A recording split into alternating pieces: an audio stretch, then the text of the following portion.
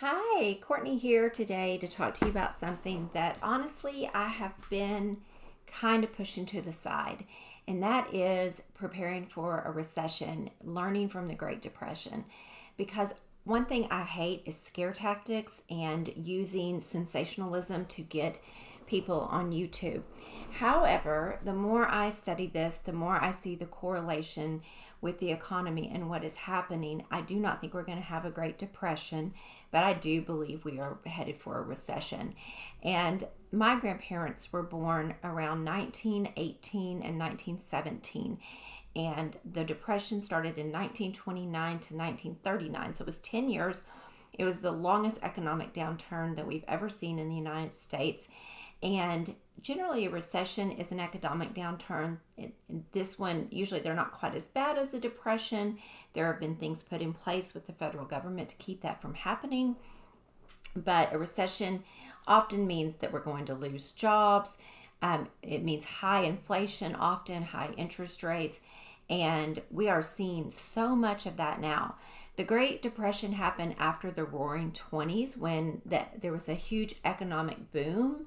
And also, if you remember your history, there had been a pandemic earlier in the 1918 area for 2 years. There was a great flu, and actually, my grandmother lost her mother and several siblings during the flu epidemic or pandemic back then. She lost her mother at the age of 2, and the flu was still going around. I think it was my gracious, can't remember all the details of that right now. But my grandmother then lived through the Depression, and then the war happened, the Korean War, and my grandmother became a nurse and went into the workforce, which most women became nurses or somehow helped out with that war. And then she ended up going into banking, and so did her sister, and became quite an established woman of finance, if you will. She became the president of the Federal Credit Union in our county, and her sister became the vice president of a very large savings and loan. So the point of all of this is my grandmother and grandfather raised me.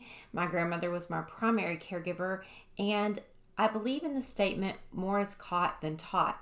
And so I learned a lot of habits from my grandmother that I still have today. My grandmother was my hero. I looked up to her and I emulate her in so many ways. And it's kind of funny, but in my family, and I know this sounds very privileged, and we probably very likely were in many ways. In my family, my grandmother was raised poor. But back in those days in the South, it was common to have nannies and house cleaners if you were middle class. My grandmother's father was a carpenter, and he was a single dad for a while, and so he had a nanny for his kids, and my grandmother became very close to her nanny. They lived in the back, and they were very close. She was like her mother, and so many things I've learned about the human condition and loving people for who they are and societal norms and, questioning everything. It's just taught me so much. And I wanted to share some things from the Depression that we should be doing now and thinking about as we head into some hard economic times. The first one is food. There is a lot of warning of food shortages. I don't think we're going to go hungry, but there's so many things that you can do. Of course, you could grow a garden. You could get chickens and have eggs. I don't eat eggs or meat, but if I was starving to death, I probably would. I can't imagine doing that, but let's just say that is an option for some folks. Where I live, it's very common. I live around farms where people do grow a lot of their own food. You could also learn to cook with what you have. There were rations back in the Depression, and people had to learn to cook with what they had. On magazines and radio shows, they would share information of how to cook with scrap things or whatever the rations were. Vegetable soup was popular, chipped beef and gravy was popular, and things like that. So learning to cook with what is available is extremely helpful. So finding some cookbooks and learning 3 or 4 different meals that you can make that are cheap using beans or rice or just basic staples like oats would be super helpful. The next thing is entertainment. During the Great Depression, entertainment became card games, board games, and believe it or not, mini golf. Before that, during the Roaring 20s, the theater was very big, like movie theaters. And actually, more movie theaters closed down than ever in time we've seen closed down because people could no longer afford to go to the movies. So they started playing cards and board games. In my family, dominoes and card games, canasta, are very popular. And so I grew up watching my family play those. I'm not very good at them. I enjoy playing them, but I have a terrible memory for rules. And I would totally enjoy doing that again. The next one is, there we go. Just learning to have free entertainment. For me, using YouTube, I use YouTube to work out. My husband and I have a Roku box to watch movies. We enjoy taking walks on our property and out in our neighborhood where we live. It's not really a neighborhood, it's all 40-acre farms, but it's a long, beautiful country road that we can take walks on. We enjoy hiking.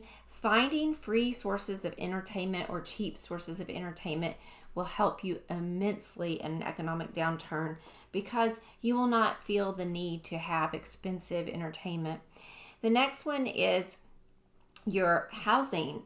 If you can now, because I do believe we're in for housing prices lowering, we're seeing a slowdown. I'm starting to see house prices go down in my area. I've seen a couple of houses advertised. I have a lot of realtor friends, and I'm shocked at how cheap they are. And so while you're still seeing certain areas and certain houses be expensive, if you are able to downsize, take on a roommate, sublet, maybe you have a garage apartment or an extra house, this is a good time to find ways to either downsize or make extra money on your housing. It's not for everyone, but if you had, like, say, a 2-level house, I know around here when I was growing up it was really popular. There were a lot of 2-level houses where the downstairs also was a living space with a kitchen or a kitchenette, a bathroom. So be thinking about that. My parents still have one of those today. The top level of their house has, everything: bedrooms, bathroom, kitchen. The lower level has a bathroom, it has a bedroom, it has a living area, it has a small kitchen, and a little bar dining area. So you could subdivide that. Just make sure that you get someone that you trust. And that might help both people financially. For us, we have an extra house on our property. We have a small house that we Airbnb, and that brings in anywhere from $250 to $1,000 a month of extra income. If we got in a very bad situation, I would probably rent it out to family very cheaply. And we have in the past, actually, in trade for farm help. The next one is your automobile cost. Getting your automobile costs down very low, paying your car off, driving a cheaper car, and just, minimizing your wear and tear on your car as much as you can. Then investments in cash. I will tell you what we're doing with any extra money now. So we've been on this path for a while. We met, if you know my story or have followed me, we met as 2 single broke parents. And my husband was in bankruptcy. I was doing a little better than him, but not much. We were both very low income. Together over time, we dated, got our kids grown, got married after we'd been together 6 years. We've been married 4 years. We've been together 10 and a half. And we grew our side hustles into our business. And in that time, we have paid off our home. We have paid cash for everything that we have, just buying cheaper things, building a house that was less than we could afford.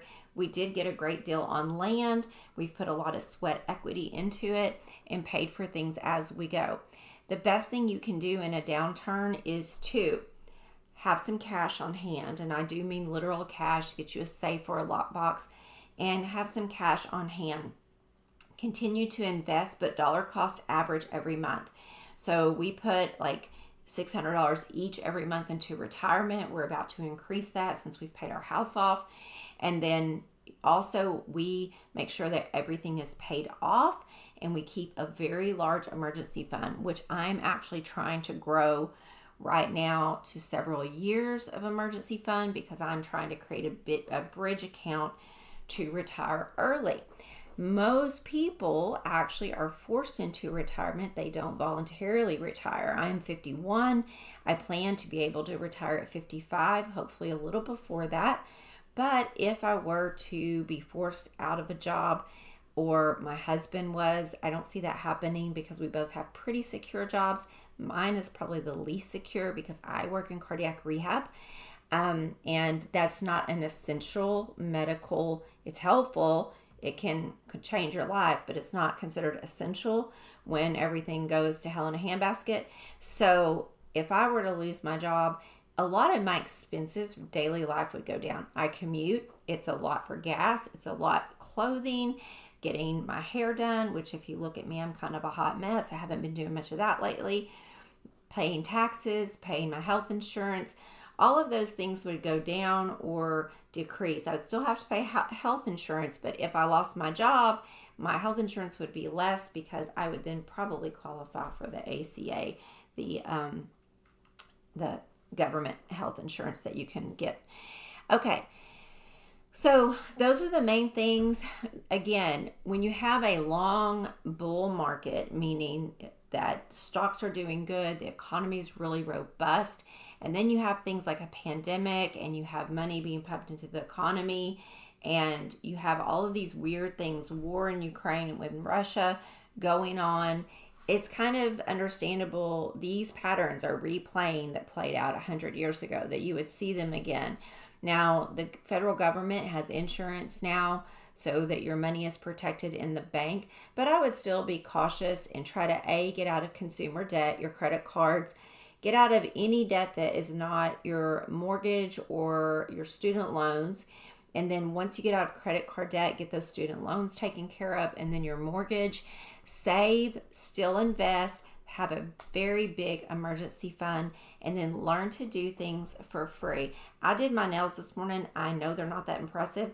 I just cut them, pushed the cuticles back, and filed them. My toenails, I put some toenail polish on and used some foot scrub that somebody gave me. That saved me about $90.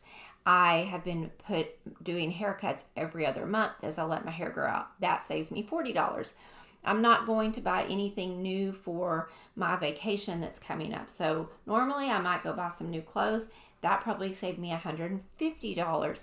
I'll be packing up food that we have here to supplement the food that we eat out. And that would probably save us about $25 a day on breakfast. So my phone keeps ringing. I need to check on my husband. I appreciate you being here. If you like this information, please give it a thumbs up and subscribe. Thank you. Bye-bye.